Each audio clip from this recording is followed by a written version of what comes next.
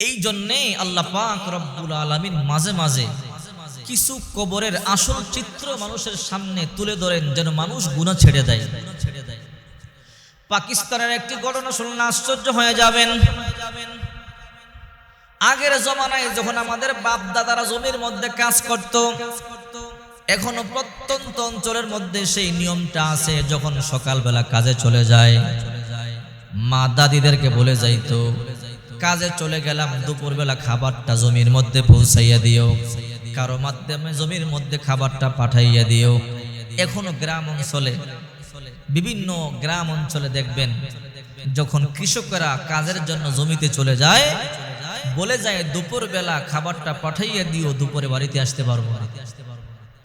পাকিস্তানের একটা কৃষক কাজ করবার জন্য যখন জমিতে চলে যায়, যাওয়ার সময় বিবিরে বলে, বিবি দুপুরবেলা বাড়িতে আসতে পারবো না, খাবারটা পাঠাইয়া দিও।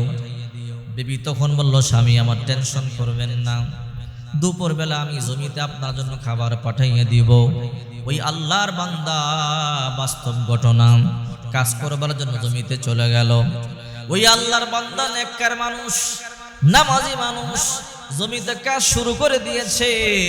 যখন দুপুর হয়ে গেল, জোহরের আজান শুরু হয়ে গেল, ওই আল্লাহর বান্দা কাজ বন্ধ করে দিল।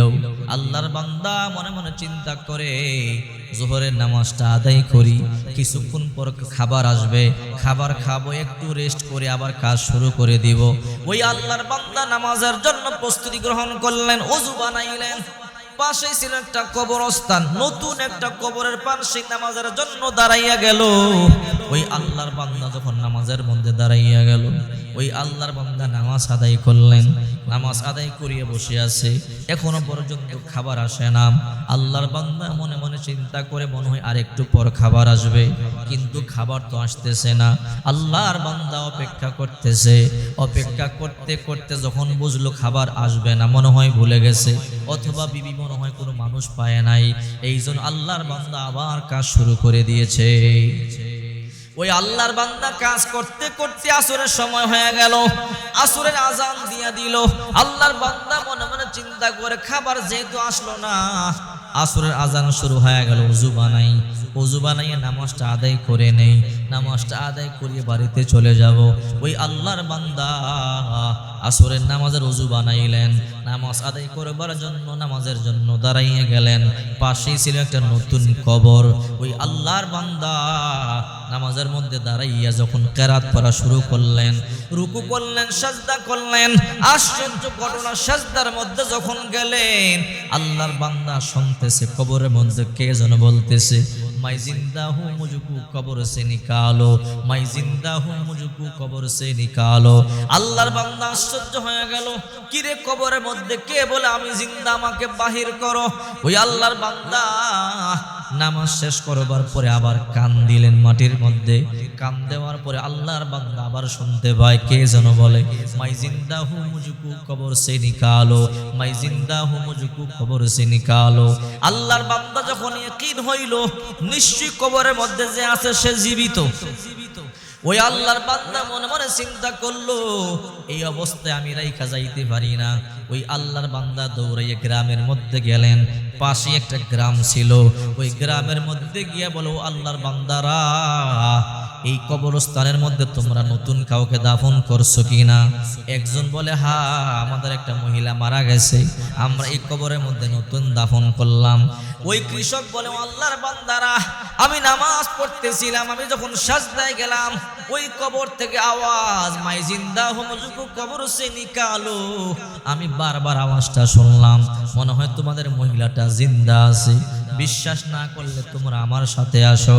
এলাকার লোকেরা মনে মনে চিন্তা করে, লোকটার মাথার মধ্যে টুপি আছে, পাগড়ি আছে, মুখের মধ্যে দাঁড়িয়ে আছে, কপালের মধ্যে সেজদার চিহ্ন আছে, এই লোকটা মনে হয় মিথ্যা কথা বলতে পারে না, চলো আমরা সবাই কবরস্থানে যাই। এবার অনেকগুলো মানুষ কবরস্থানে চলে এলো, সবাই মাটির মধ্যে কান দিয়া শুনতে পায় কবরের মধ্যে কে যেন বলে, মাই জিন্দা হু মুঝকো কবর সে নিকালো। একটা মহিলার কণ্ঠের আওয়াজ, মাই জিন্দা হু মুঝকো কবর সে নিকালো। সবাই কয়, হা হা, নিশ্চয় কবরের মধ্যে আমাদের মহিলাটা জিন্দা আছে, তার কথা আমরা শুনতে পাইতেছি। এলাকার লোকেরা এবার সিদ্ধান্ত নিল কি করা যায়, কবর খনন করো, কয় না। ওলামায়ে কেরামদেরকে জিজ্ঞাসা করিয়া নেই, ওলামায়ে কেরামদের কাছে গেল, ওলামায়ে কেরামদের কাছ থেকে ফতোয়া আনলো, হুজুর আমাদের একটা মহিলাকে আমরা দাফন করেছি, কিন্তু ওই কবর থেকে এখন আওয়াজ আসে মাই জিন্দা হুমুজুকু কবর সে নিকালো, তার মানে আমাদের মহিলাটা কবরের মধ্যে মনে হয় জীবিত আছে। আমরা শত শত মানুষ কান দিয়া শুনলাম, সবাই আওয়াজ শুনলাম। ওলামায়ে কেরাম বলে সবাই শুনছেন? বলে হ্যাঁ সবাই শুনছি। বলে সবাই সাক্ষ্য দিলেন, ঠিক আছে তাহলে কবর খনন করেন। ওই এলাকার লোকেরা যখন অনুমতি পাইল কবর খনন শুরু করে দিল। আশ্চর্য ঘটনা, কবর খনন করতে করতে যখন একটা ছিদ্র হয়ে গেল, ওই ছিদ্র দিয়ে কয়েকজন পুরুষ তাকাইল। আশ্চর্য, কবরের মধ্যে একটা মহিলা দিব্যি বসে আছে, মাথার মধ্যে একটা চুলও নাই, মাথার বাটি দেখা যায়, রক্ত বায়া বায়া পড়তেছে, দুইটা ঠোঁটের একটা ঠোঁটও নাই। যখন ওই মহিলার এইরকম অবস্থা দেখলো, মহিলায় কয় তোমরা আমার দিকে তাকাইও না, আমি উলঙ্গ, আমি বিবস্ত্র, আমার তোমরা কাপড় দাও, আমি কাপড় পরিধান করব। তাকে কাপড় দেওয়া হলো। ওই মহিলা কাপড় পরিধান করিয়ে কবর থেকে বাহির হইল। বাহির হয়ে একটা দৌড় দিয়ে বাড়িতে চলে গেল, ওই মহিলার ঘরে চলে গেল। ঘরে গিয়ে দরজা বন্ধ করে দিল। এলাকার লোকেরা দৌড়াইয়া গিয়া বলে দরজা খুলো, তোমার সাথে কথা আছে। মহিলাই কয় তোমরা আমাকে দেখলে সহ্য করতে পারবা না, ভয় পাইবা, আতঙ্কিত হয়ে যাইবা। বলে না তোমাকে আমরা দেখবো। কিছু সাহসী যুবক কয় তোমারে আমরা দেখবো। কয় না আমাকে দেখতে পারবা না, আমাকে দেখলে তোমরা সহ্য করতে পারবা না। যুবকেরা দরজা ভাঙ্গিয়ে ভিতরে ঢুকলো। ঢুইকা দেখে ওই মহিলার মাথার মধ্যে একটা চুলও নাই। জিজ্ঞাসা করলো, কিরে মহিলা, তোমার মাথার মধ্যে এত সুন্দর সুন্দর চুল ছিল, এখন তোমার মাথার মধ্যে একটা চুলও নাই, কারণটা কি আমাদেরকে বলো। তোমার মাথার বাটি দেখা যায়, চামড়াও নাই। ওই মহিলা বলে, ও যুবকেরা, আমি দেখতে বড় কম সুন্দরী ছিলাম না, আমি এই চুলগুলো বাহির করিয়া করে পুরুষদেরকে আকৃষ্ট করতাম, পুরুষদেরকে আকৃষ্ট করবার জন্য চুল বাহির করিয়া করিয়া চলাফেরা করতাম। আমাকে কবরে দাফন করবার পরে আমার মাথার চুলগুলো টানিয়া টানিয়া তুলছে, খুলে ফেলেছে। এইবার তাকাইয়া দেখে তার মুখের মধ্যে একটা দাঁতও নাই। তোমার দাঁতগুলো কোথায়? বলে এই দাঁত বের করিয়া খিলখিল করিয়া আমি হাসতাম, এই জন্য আমার দাঁতগুলো টানিয়া টানিয়া খুলিয়া ফেলছে। তাকাইয়া দেখি দুইটা ঠোঁট, একটা ঠোঁটও নাই। কেরে মহিলা, তোমার ঠোঁটগুলো কোথায়? বলে আমি ঠোঁটের মধ্যে লিপস্টিক লাগাইয়া পুরুষদেরকে আকৃষ্ট করবার জন্য চলাফেরা করতাম, আমার ঠোঁটগুলো টানিয়া টানিয়া ছিঁড়ে ফেলছে। হাতের মধ্যে পায়ের মধ্যে একটা নখও নাই, তোমার নখগুলো কোথায়? এই নখের মধ্যে নীল পালিশ লাগাইয়া পুরুষদেরকে আকৃষ্ট করিয়া করিয়া চলতাম, আমার নখগুলো টানিয়া টানিয়া খসাইয়া ফেলছে। আহারে, দেহের মধ্যে চামড়া নাই, হাড্ডিগুলো দেখা যায়, এই চামড়া দেখাইয়া দেখাইয়া পুরুষদেরকে আকৃষ্ট করতাম। কিছুক্ষণের মধ্যেই মেয়েটা মারা যায়। এই বিবৃতি দেওয়ার পরেই মেয়েটা মারা যায়। আবার এলাকার লোকেরা তারা গিয়ে দাফন করিয়া দেয়। এই জন্য আল্লাহ পাক রব্বুল আলামিন এই দুনিয়ার মধ্যে মাঝে মাঝে এমন কিছু চিত্র মানুষদেরকে দেখায়, যারা এগুলো দেখার পরে মানুষ হেদায়েত পায়, গুনাহ সারিয়া দেয়। এই জন্য মাঝে মাঝে দেখবেন কবরের মধ্যে দাও দাও করে আগুন জ্বলে, দাও দাও করে আগুন। আবার কারো কারো কবরের মধ্যে জান্নাতের খুশবু। আহারে, চিটগং মুফতি ফয়জুল্লাহ রহমাতুল্লাহি আলাইহি কবর থেকে জান্নাতে খুশবু।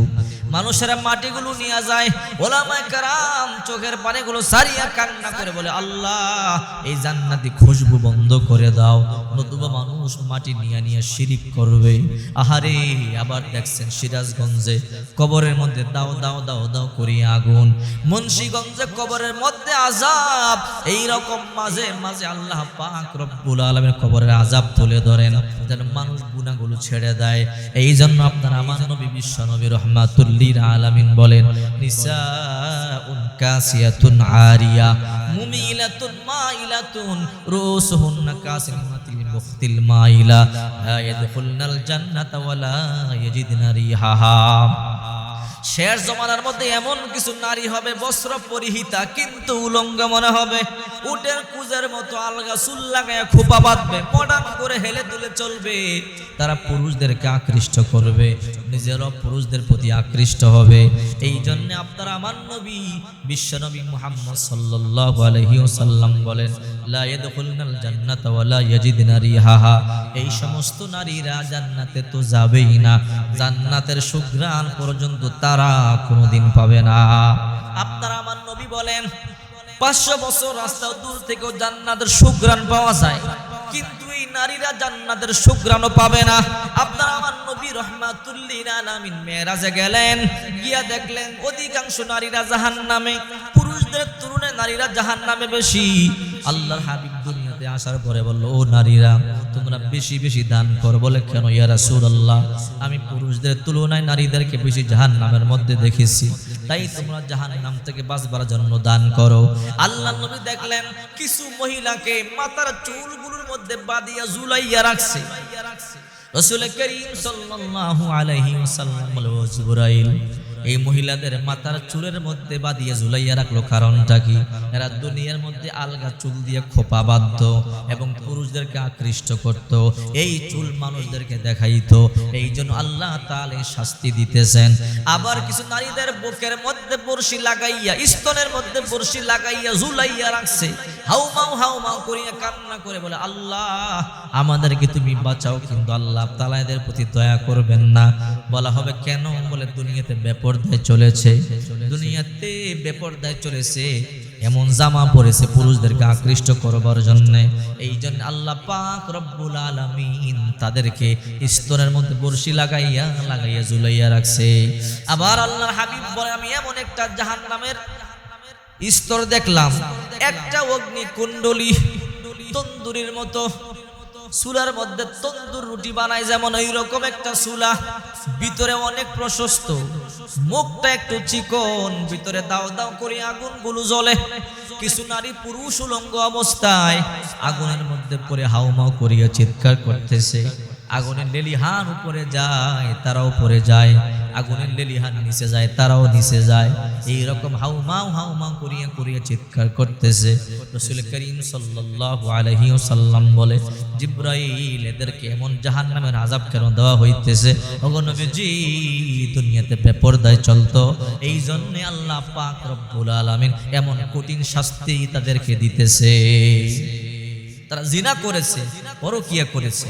এই জন্য মা বোনদেরকে বলবো, ও মা বোনেরা, আমার মাইকের আওয়াজ যত দূর পর্যন্ত যায়, আল্লাহর দোহাই করে বলি, আর বেপরদায় চলবেন না, নামাজ ছাড়বেন না, স্বামীর খেদমত করবেন, পর্দায় চলবেন। রাসূল করিম সাল্লাল্লাহু আলাইহি ওয়াসাল্লাম বলেন, যেই নারী মাত্র 4টা কাজ করবে, জান্নাতের যে দরজা দিয়ে খুশি ওই দরজা দিয়া জান্নাতে ঢুকে যাবে। 1 নাম্বার 5 ওয়াক্ত নামাজ, 2 নম্বরে রমজান মাসে রোজা, 3 নম্বরে সতীত্বের হেফাজত, 4 নম্বরে স্বামীর খেদমত। এই 4 কাজ যে নারী করবে, জান্নাতের যে দরজা দিয়ে খুশি ওই দরজা দিয়া জান্নাতে ঢুকে যাবে।